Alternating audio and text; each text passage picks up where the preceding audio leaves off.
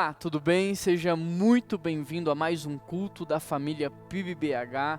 Um pouquinho mais de uma semana aí de lockdown, de zona roxa aqui em Minas Gerais. Não sei como está aí no seu estado, mas é uma semana de mudança. Mudou muita coisa aqui na igreja, nas nossas vidas. Como é que está aí na sua cidade? Como é que está aí na sua casa?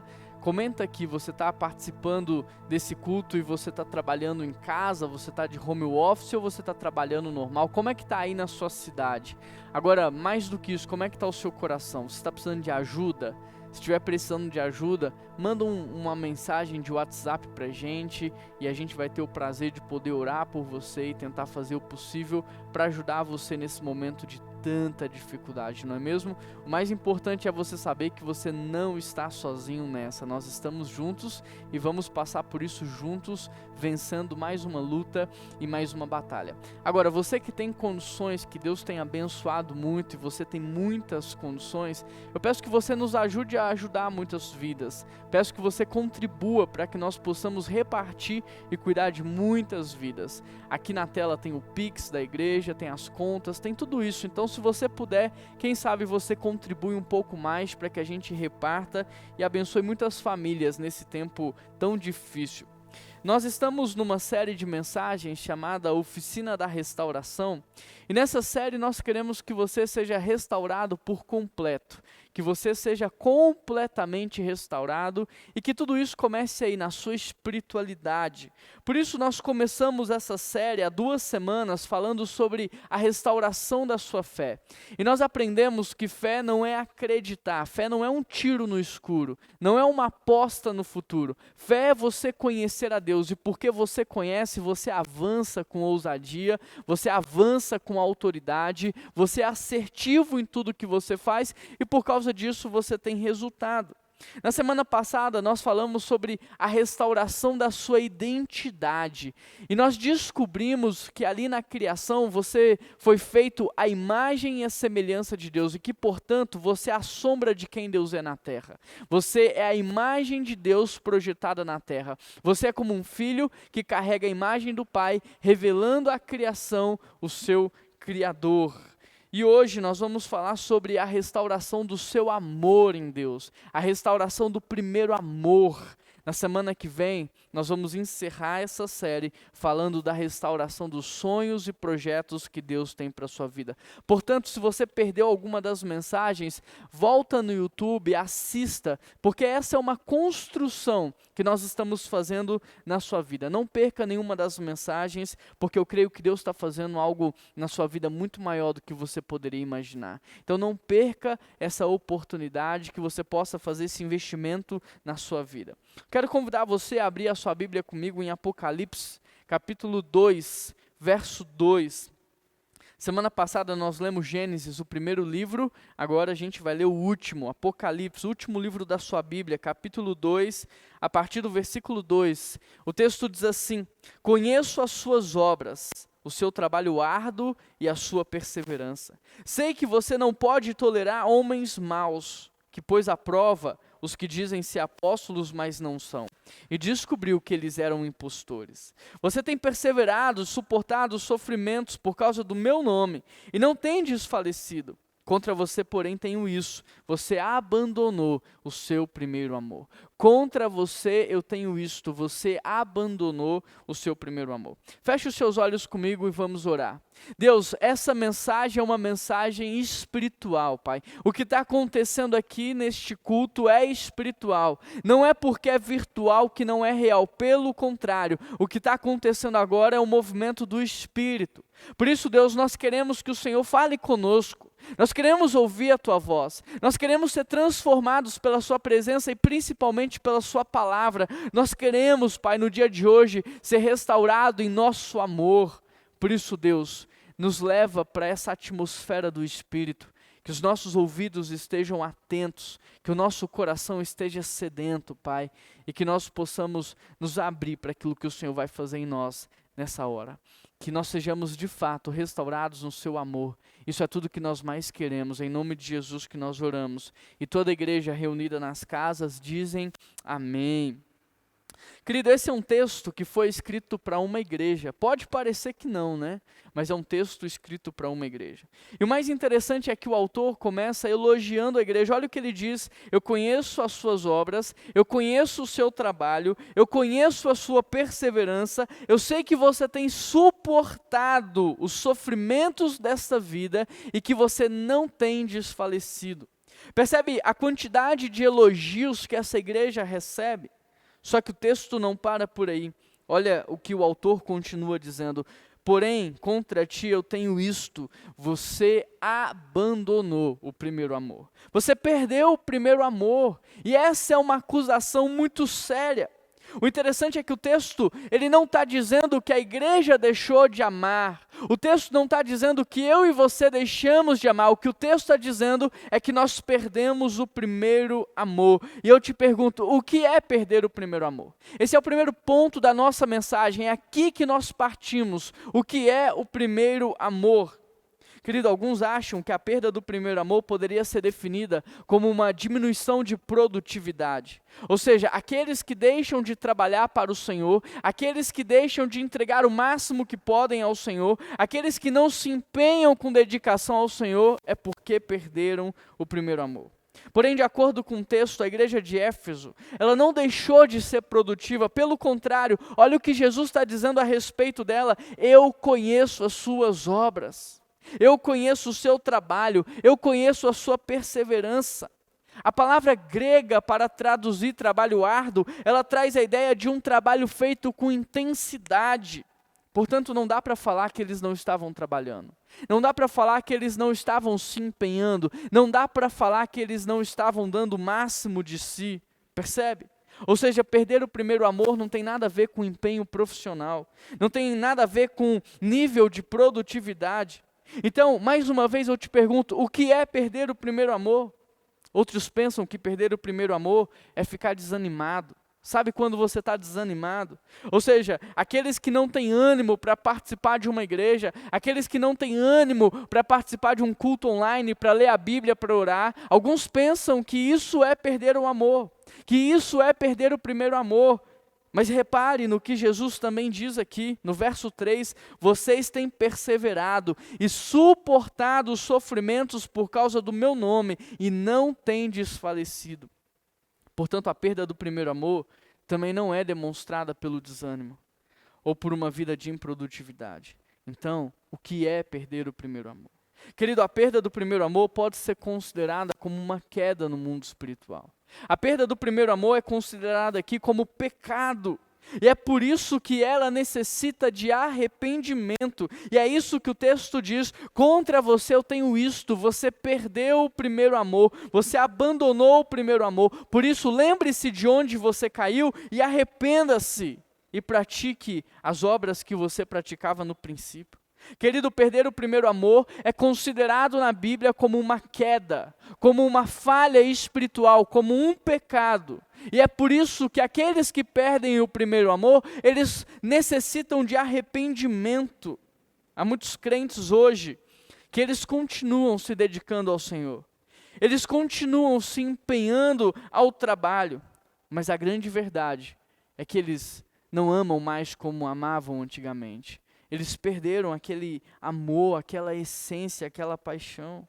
Ao longo da mensagem eu quero ir te explicando e eu quero fazer uma construção para que você entenda de fato o que significa esse primeiro amor.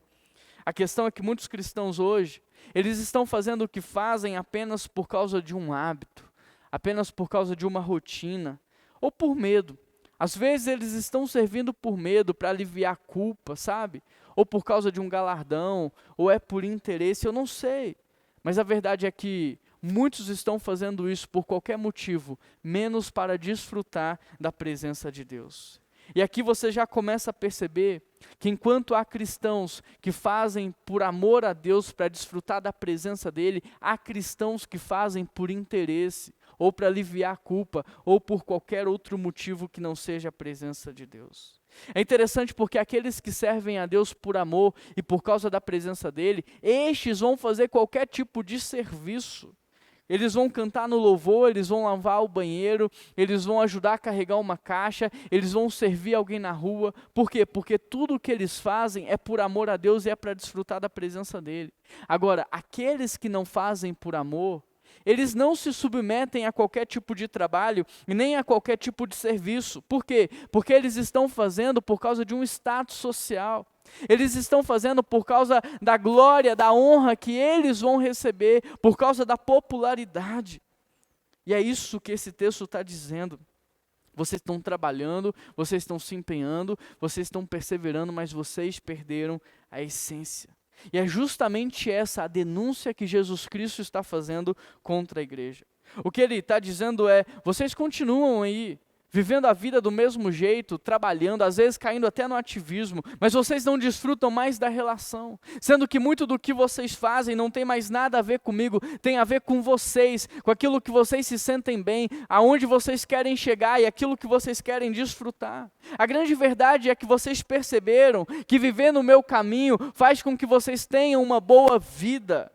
E hoje, vivendo uma vida muito melhor do que outros aí fora, vocês têm ignorado a minha presença, vocês têm vivido como se eu não existisse, vocês têm buscado a minha bênção, mas vocês não têm desfrutado da minha presença. Querido, deixa eu contar para vocês uma história que eu vivi, que eu presenciei. Uma vez um amigo acolheu na sua casa um jovem de outro estado, e nessa acolhida ele deu para esse amigo trabalho, ele deu para esse amigo oportunidade, ele deu suprimento. E embora esse jovem fosse um pouco mais velho, ele o acolheu como se fosse o seu filho. Mas certa vez eles tiveram uma discussão, porque o jovem havia contado uma mentira, e quando ele foi confrontado, ele não aceitou o confronto. Sendo que a partir daquele momento o jovem se fechou, e ele passou a não mais se relacionar com ninguém que morava naquela casa. O interessante é que ele permaneceu morando ali, ele comia ali, ele vivia ali, ele desfrutava de todos os benefícios daquela família, mas ele já não tinha mais nenhum tipo de relação com as pessoas que moravam ali. Depois de alguns meses nesta situação, o negócio ficou insuportável e ele teve que sair. Ele perdeu tudo porque não havia mais relação. Percebe? Quantos de nós não estamos vivendo exatamente assim? Vivendo na casa de Deus, na família de Deus, no meio do povo de Deus, no reino de Deus, sem ter relação com Deus. Agora, em paralelo a essa história, que por sinal é verídica, em Mateus alguns discípulos se aproximam de Jesus e eles dizem assim, Senhor, Senhor, em teu nome fizemos isso, aquilo e aquilo outro. E ele diz o quê? Apartai-vos de mim, porque eu não vos conheço. Conhecer, Jesus conhece, ele é o criador de todas as coisas. Ele é que chama as coisas que não são como se elas já fossem. Ele estava com Deus quando ele deu palavras de ordens para que tudo fosse criado. Então conhecer Jesus conhece. A questão não é essa, o que Jesus está dizendo é, apartai-vos de mim, porque nós nunca tivemos um relacionamento. Tudo o que vocês fizeram foi por conta própria, porque vocês nunca me perguntaram o que eu queria que vocês fizessem. Vocês fizeram para aliviar a culpa, para se sentir bem, para ganhar glória, fama e honra, mas não para ter uma relação comigo, porque nós não temos uma relação. O que você precisa entender de uma vez por todas é que Deus, quando nos chama, Ele não nos chama pelo trabalho, mas sim pela relação. Porque se Deus quisesse as coisas bem feitas, Ele faria sozinho, muito mais rápido. Portanto, quando Deus envolve eu e você, quando Deus nos chama, Ele nos chama pela relação e não pelo serviço. Por exemplo, quando eu chamo os meus filhos para lavarem o carro comigo, eu não chamo porque eu quero que o carro fique limpo. Porque se eu quisesse, eu pagava alguém para lavar. Quando eu chamo os meus filhos para lavar o carro comigo, é para ter tempo de qualidade, é para investir na relação, é para que a gente possa passar um tempo juntos. Percebe? Quando Deus nos chama, não é pelo trabalho, é pela relação. Por isso, deixa eu te perguntar, o que você faz hoje, você faz por causa da sua relação com Deus, ou você faz porque te faz bem? De tudo que você faz hoje, você faz para ter qualidade na sua relação com o Pai, para ter intimidade, para conhecê-lo e para desfrutar de uma amizade com Ele, ou você faz buscando status, poder e dinheiro? O que você faz hoje, você faz pensando apenas em si, ou você faz tentando agradar a Deus? Porque em Colossenses 3 está escrito assim, e tudo quando fizerdes, seja por meio de palavras ou ações, fazei em nome de Jesus, oferecendo por meio dele, graças a Deus Pai. Em 1 Coríntios 10, 31 também está escrito: assim seja comendo, seja bebendo, seja fazendo qualquer outra coisa, fazei tudo para a glória de Deus. E fazer tudo para a glória de Deus é entender a relação. Fazer tudo para a glória de Deus é desfrutar da relação. Querido, quando amamos o Pai, a grande verdade é, não importa o lugar, não importa o tipo de serviço e não importa a situação, fazemos sempre com alegria, com excelência. Por quê? Porque estamos na presença do Pai. Deixa eu ilustrar. Eu me lembro de quando eu conheci a Keila, alguns amigos inventaram um passeio numa trilha e eu sei que ela ia junto. E aí eles me convidaram para fazer essa trilha com eles. Agora, quem me conhece sabe que eu não sou fã de trilha.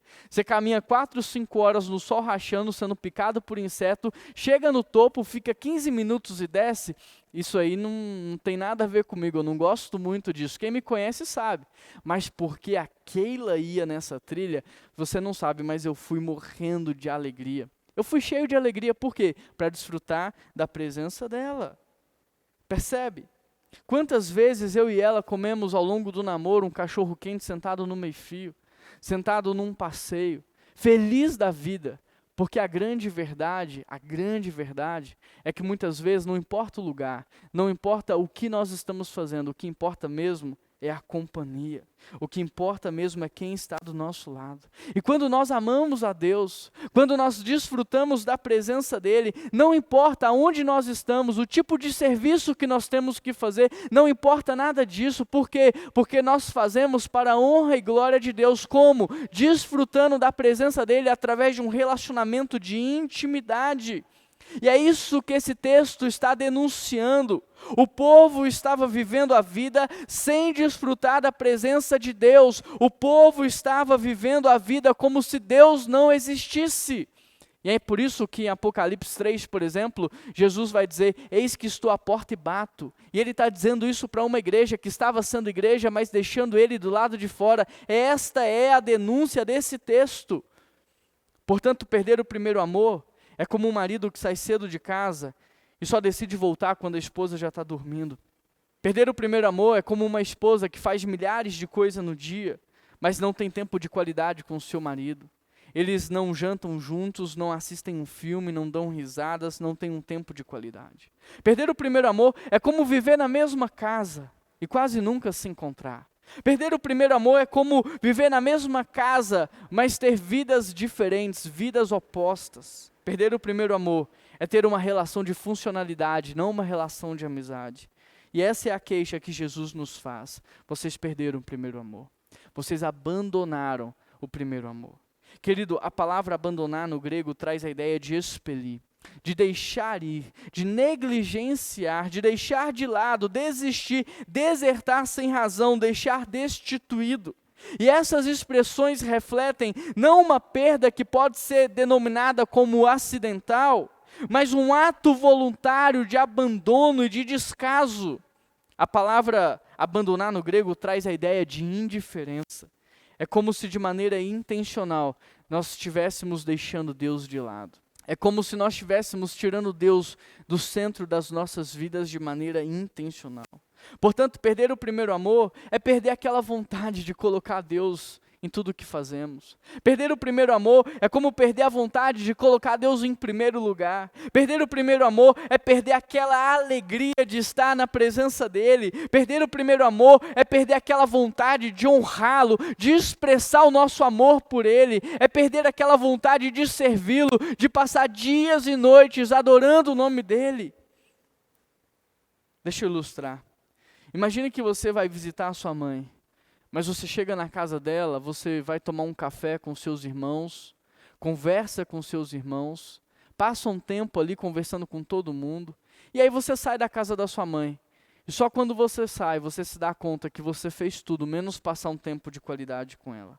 Perder o primeiro amor é entrar numa igreja, sair de uma igreja e perceber que você não teve um encontro com o Pai. É orar, fechar os seus olhos, falar um monte de coisas aleatórias e perceber que não houve uma conexão, que não houve uma relação. É como ler a Bíblia e parecer que nada aconteceu. Imagine que você foi contratado para fazer uma compra do mês para uma família de 4 pessoas.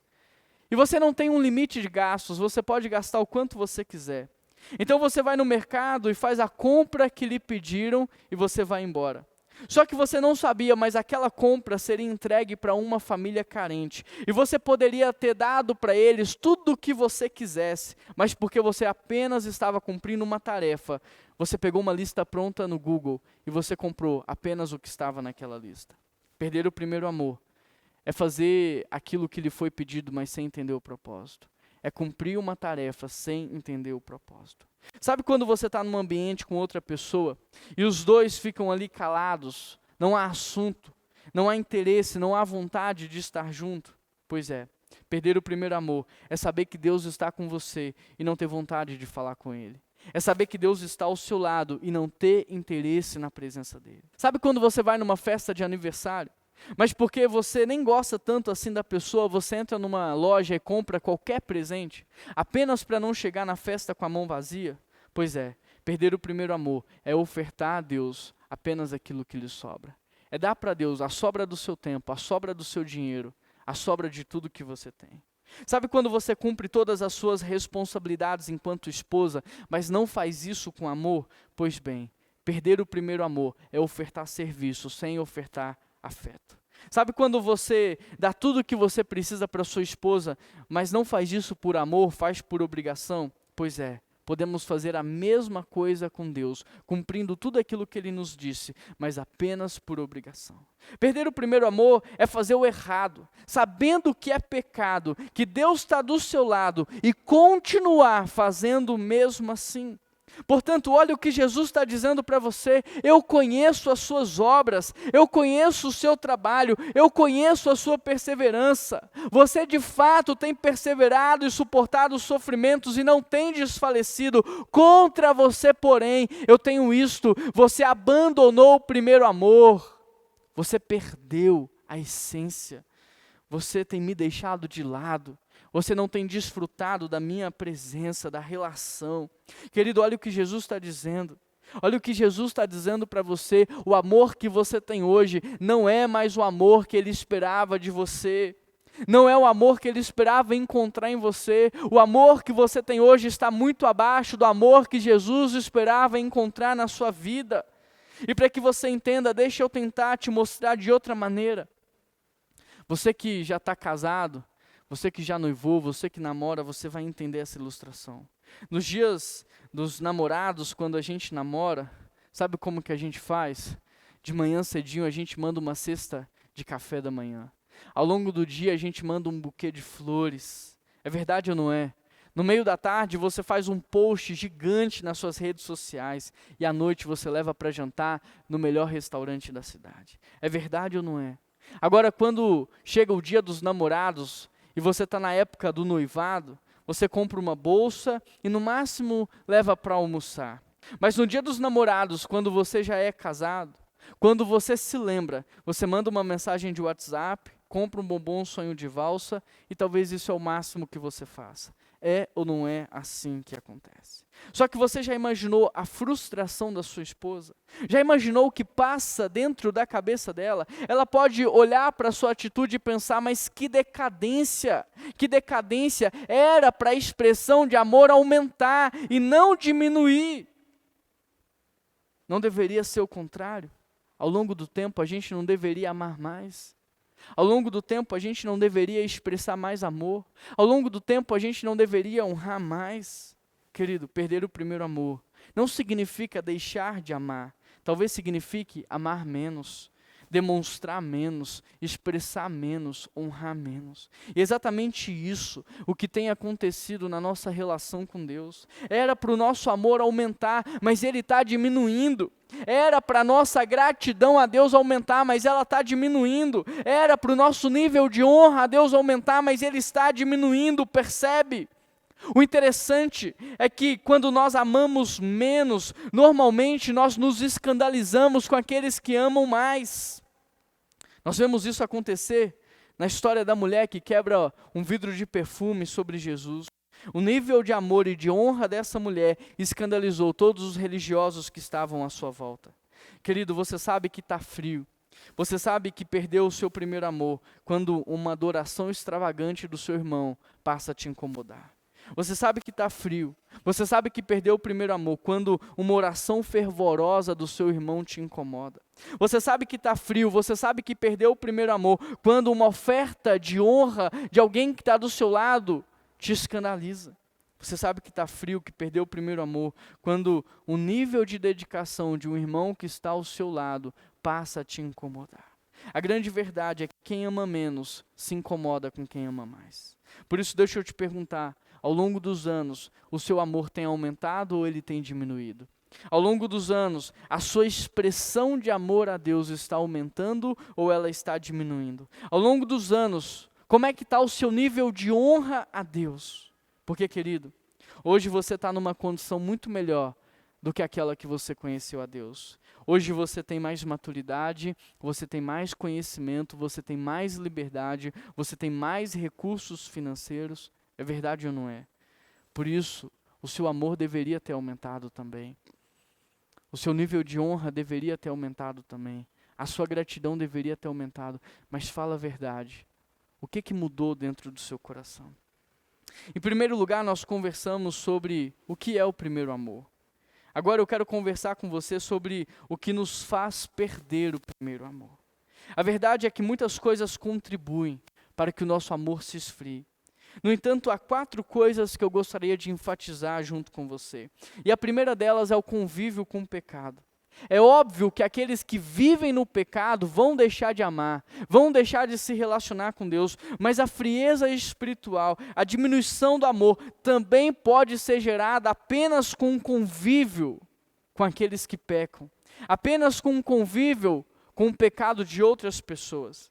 Eu digo isso porque muitos crentes pensam que porque eles não praticam certos tipos de pecado, que eles vão permanecer com a chama acesa, mas na verdade, mesmo que você não viva imerso na imoralidade, na prostituição ou em qualquer outro tipo de pecado, mesmo que você não esteja imerso nisso, você pode ter o seu amor esfriado apenas pela convivência com o pecado de outras pessoas. Olha o que Paulo diz: não se deixe enganar, as más companhias corrompem os bons costumes. Portanto, mais do que viver uma vida de santidade, preste atenção nisso, mais do que viver uma vida de santidade, você precisa diminuir a exposição do seu coração à maldade desse mundo. Olha o que diz o Salmo 1, como é feliz aquele que não segue o conselho dos ímpios, que não imita a conduta dos pecadores e nem se assenta na roda dos zombadores. Percebe? Mais do que viver uma vida de santidade, você precisa se ausentar da roda dos zombadores. Você precisa se afastar daqueles que têm conselhos ruins. Em Mateus 24 está escrito: e por se multiplicar a iniquidade, o amor de muitos se esfriará. Querido, devido à multiplicação da maldade, do pecado à nossa volta, e não necessariamente nas nossas vidas, podemos sim esfriar no nosso amor. Por isso precisamos ter cuidado e diminuir a exposição do nosso coração ao pecado alheio, à maldade. Precisamos ter cuidado para não aceitar o pecado como algo normal nas nossas vidas, porque tudo que a gente aceita como algo normal tem alto potencial para ser praticado por nós. A segunda coisa que nos faz perder o amor a Deus é a nossa falta de profundidade na vida cristã. Na Bíblia há o relato de uma árvore que floresceu antes de dar frutos. E sabe o que Jesus fez com ela? Ele amaldiçoou. Sabe por quê? Porque antes de crescer para cima, você precisa crescer para baixo. Antes de florescer, você precisa ter frutos. Antes de chamar a atenção para si, você precisa estar fundamentado, enraizado. Na parábola do semeador, Jesus fala de uma semente que caiu no meio do solo, e nesse solo havia muitas pedras. E o resultado de uma semente que cai num solo assim é uma planta que nasce rápido, mas morre rápido também.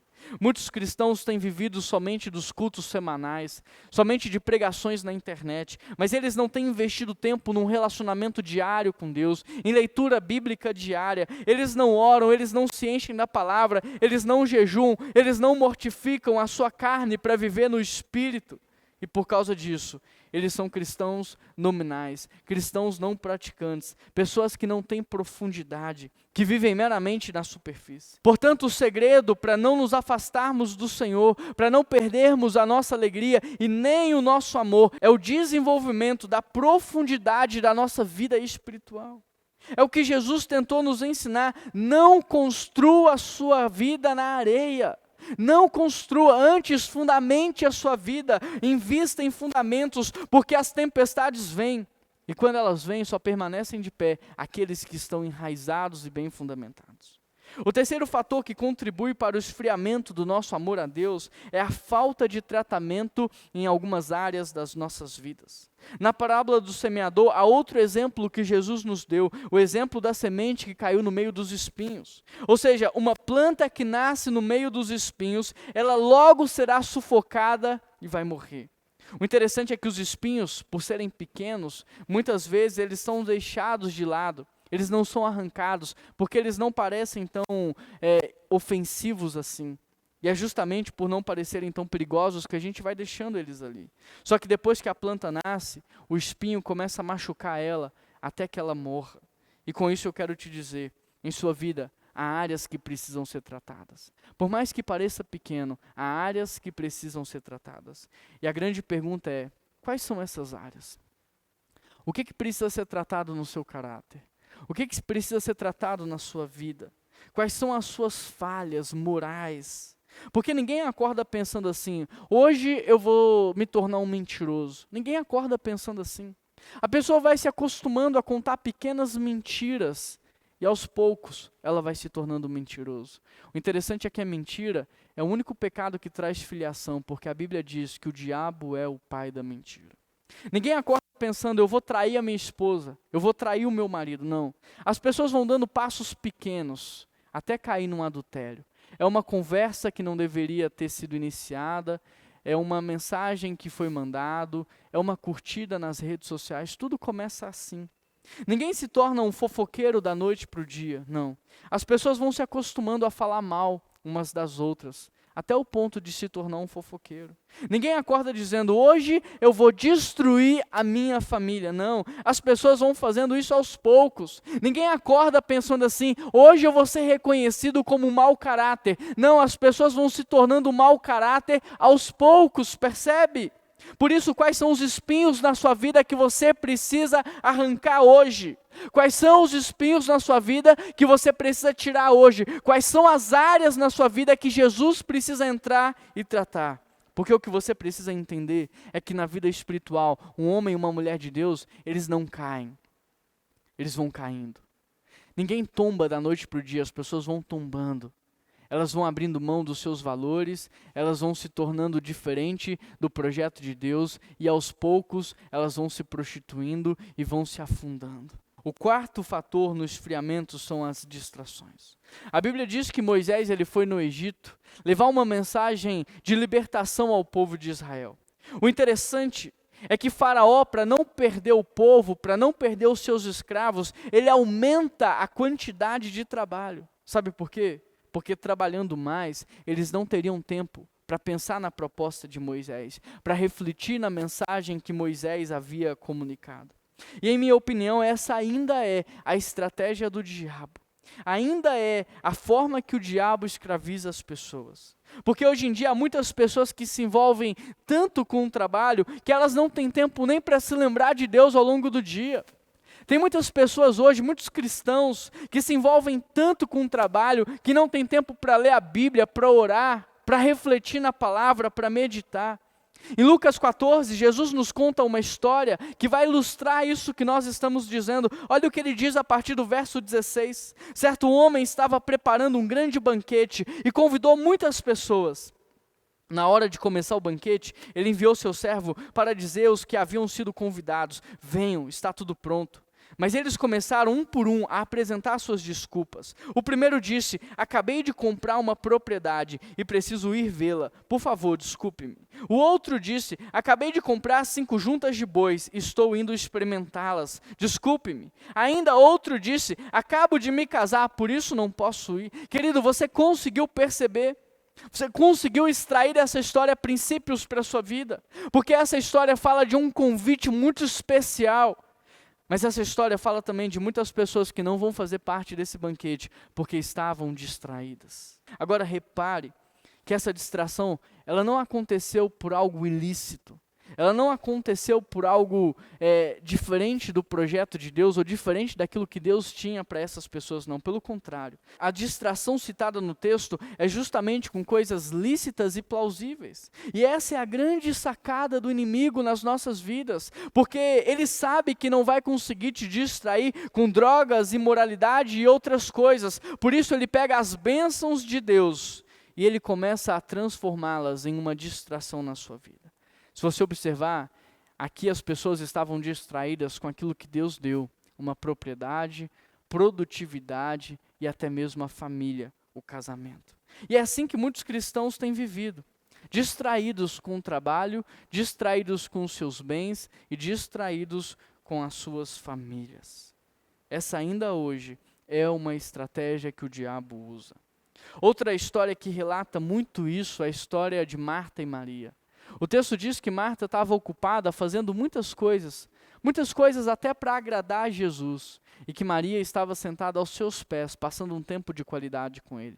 E Jesus olha para Marta e diz assim: Marta, Marta, você está preocupada e ansiosa com muitas coisas, quando na verdade só uma é importante. Só uma é importante. Sabe o que Jesus está dizendo para Marta? Marta, o seu lugar é aqui comigo.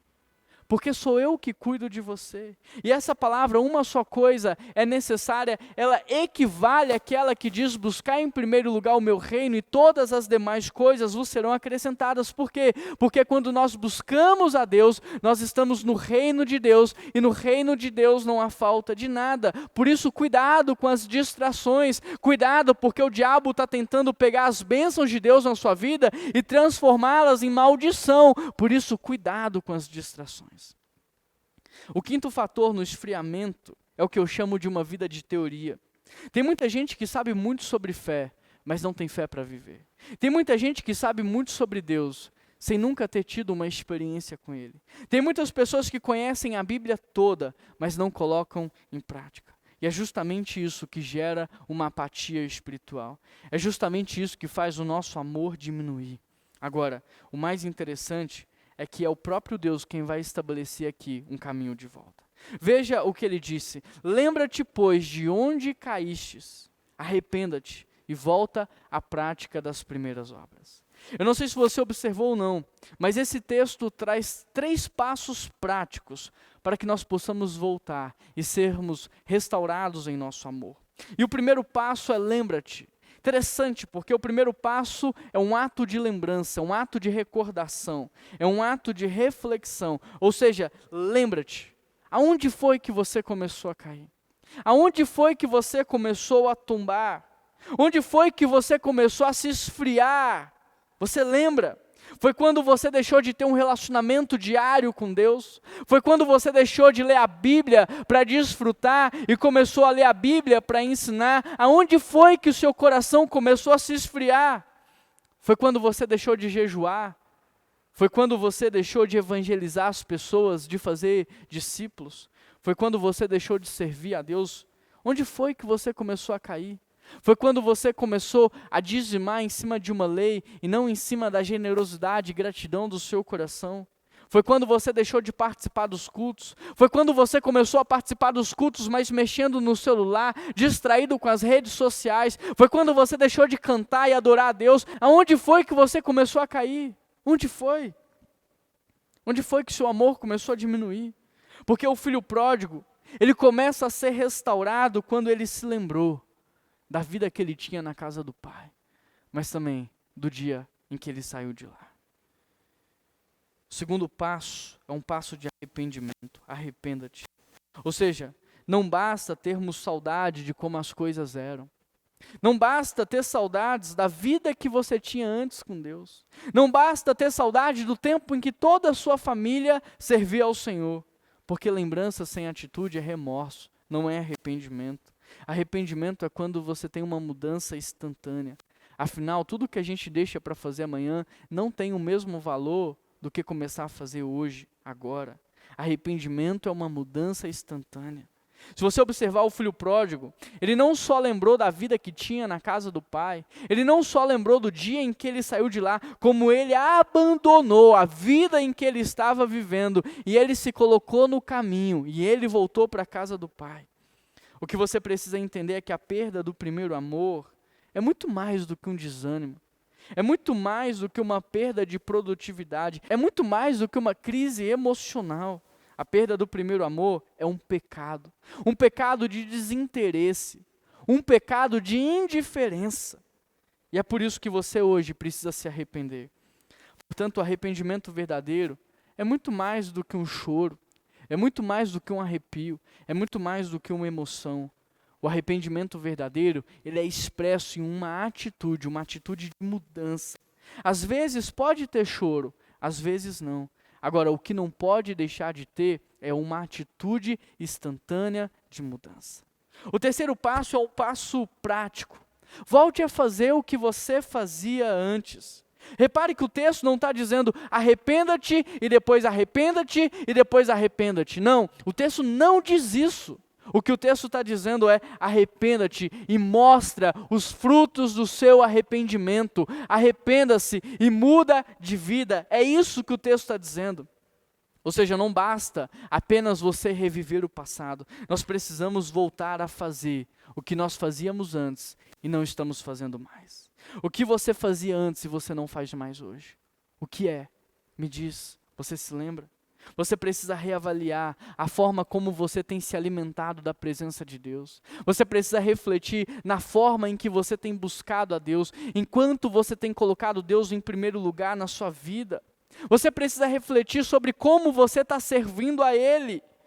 O protesto de Jesus aqui nesse texto não tem a ver com uma falta total de amor, mas sim com a intensidade e a forma que você tem expressado isso no dia a dia.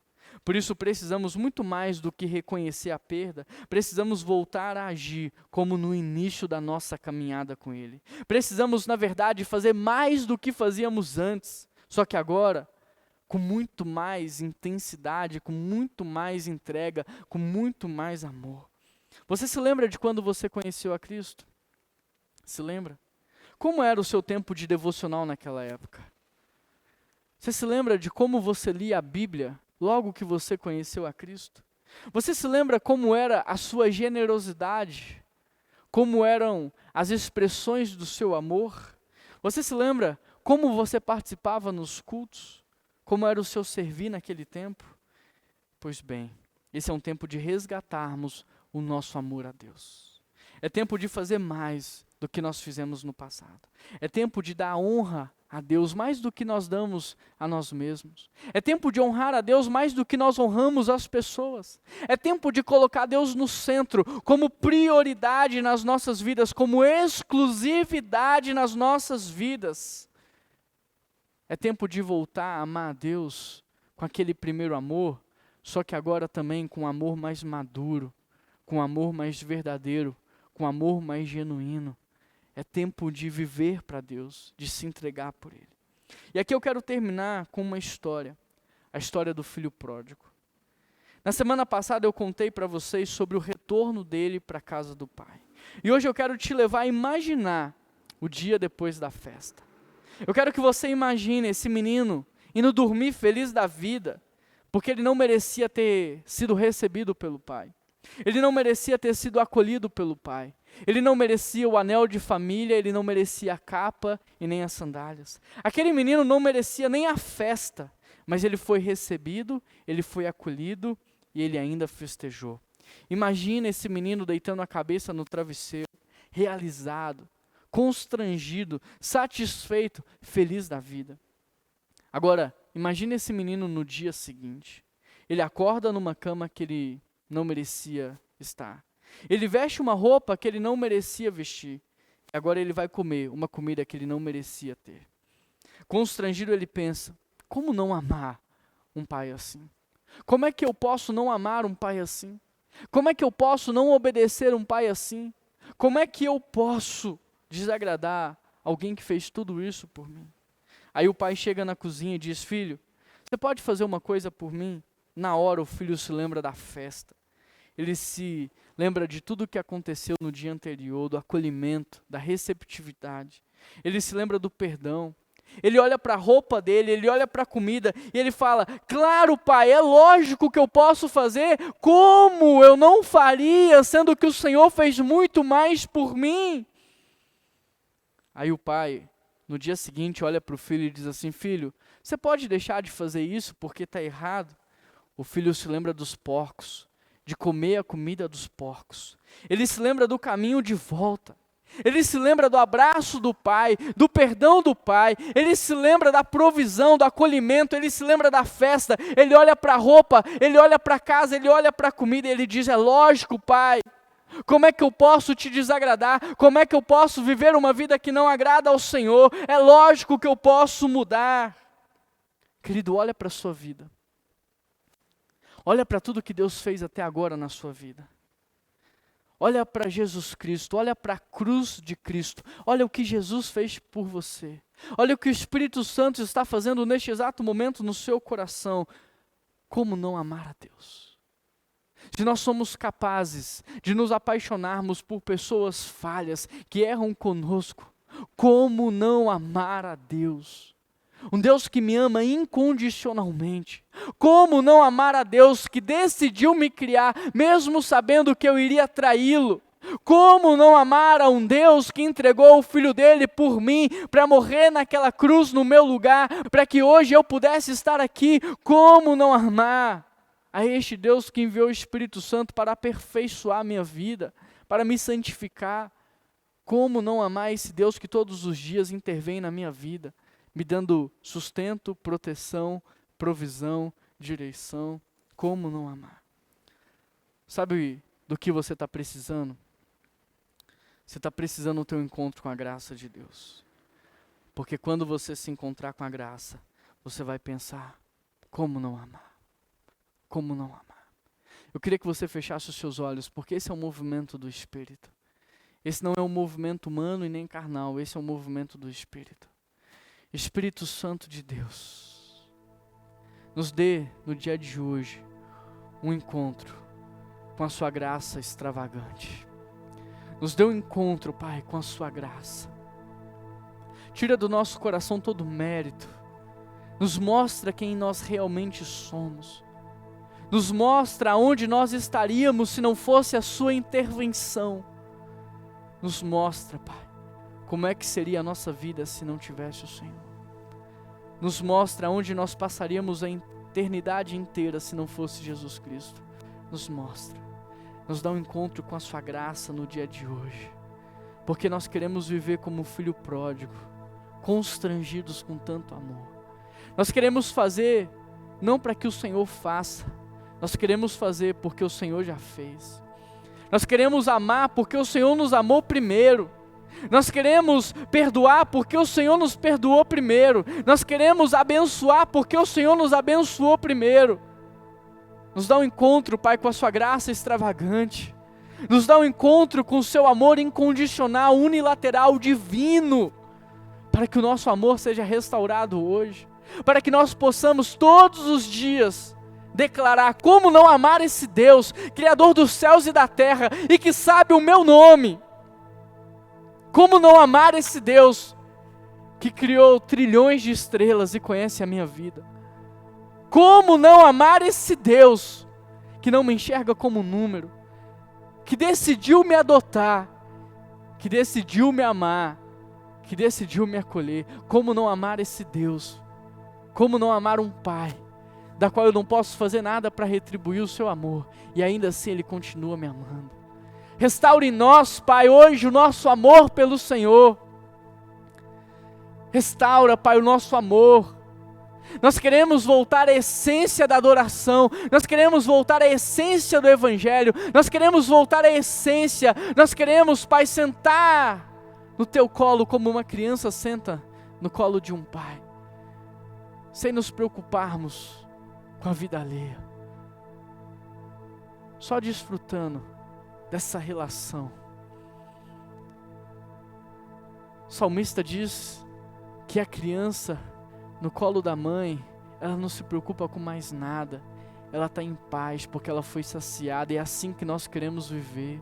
Restaure em nós, ó Pai, o nosso amor por Ti, restaure em nós a nossa confiança, a nossa dependência, Deus, restaura, Pai, envia o Teu Espírito Santo a cada lar nessa hora, a cada casa, a cada pessoa que está ouvindo essa mensagem, porque isso que nós estamos fazendo agora não é carnal, é espiritual, Deus, e eu envio, Pai, eu envio o Teu Espírito Santo, Pai, a cada pessoa que está participando desse culto, completa a obra que o Senhor começou a fazer, quebranta esse mais duro coração na sua presença, Deus, em nome de Jesus.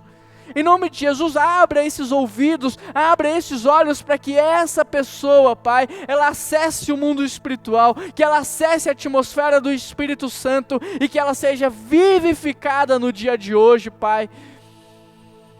Oh Deus, tudo que eu peço ao Senhor, eu peço, Deus, com fé. Eu peço ao Senhor que através da sua graça, da sua bondade, da sua misericórdia, o Senhor alcance pecadores como o Senhor me alcançou. O Senhor alcance pessoas que estão distantes como o Senhor me alcançou. Que o Senhor mude a vida das pessoas como o Senhor mudou a minha. Que o Senhor vivifique corações no dia de hoje. Que o Senhor, Pai, lance uma chama em cada coração. Sede fome pela Tua presença. Sede fome de um relacionamento com o Senhor, Pai. Não deixe essa pessoa sair desse culto da mesma maneira como ela entrou. Vivifica esse coração em nome de Jesus. É por isso que eu oro e eu te agradeço, Pai, porque o Senhor é fiel. E a Tua palavra diz que o Senhor não só escuta as nossas orações, mas que o Senhor também responde às nossas orações. Eu já te agradeço porque cada vida aqui hoje é uma oração respondida. E em nome de Jesus que eu oro. Amém. Querido, nós vamos participar agora de um ato de adoração. Nós vamos ter nosso momento de dízimos e ofertas. E está na hora de você começar a praticar uma vida nova, viver uma vida nova. Eu queria que você entregasse o seu dízimo e a sua oferta, mas não por uma obrigação, não por uma troca que você está fazendo com Deus, mas por gratidão, por tudo aquilo que Ele já fez por você. Porque Ele nunca deixou faltar nada. Ele sempre fez mais do que você sonhou, mais do que você pediu. Por isso você pode ser generoso. Por isso você pode ofertar, honrando o nome de Deus. E é isso que eu quero convidar você a fazer neste exato momento. Aqui na tela tem um código de QR Code. Esse código você aponta a câmera do seu celular, vai abrir um link, você clica nesse link e você pode fazer a sua oferta via boleto ou via cartão de crédito. Aqui na tela também tem o Pix da igreja. Você pode fazer uma transferência rápida, sem custo algum. Tem as contas bancárias para que você faça a transferência. Se você faz parte do grupo de risco, eu posso enviar um pastor da nossa igreja para buscar também na sua casa. A única coisa que você não pode deixar de fazer é ofertar, é dizimar, é entregar a Deus a sua honra, a sua gratidão. Eu quero aproveitar e agradecer a você que está participando aqui com a gente. A sua presença é muito importante, principalmente a sua interação no chat, nos comentários. Quero aproveitar e pedir você que deixe um like aqui nesse vídeo, assine o nosso canal. Isso é muito importante, porque quando você deixa o like, quando você assina, o YouTube entende que esse conteúdo ele é relevante e ele propaga esse conteúdo para muitas vidas. Agora imagine você, Deus usando a sua vida agora para levar esse conteúdo a muitas casas. E se uma vida for alcançada, uma família inteira, uma descendência inteira, uma geração inteira pode ser alcançada.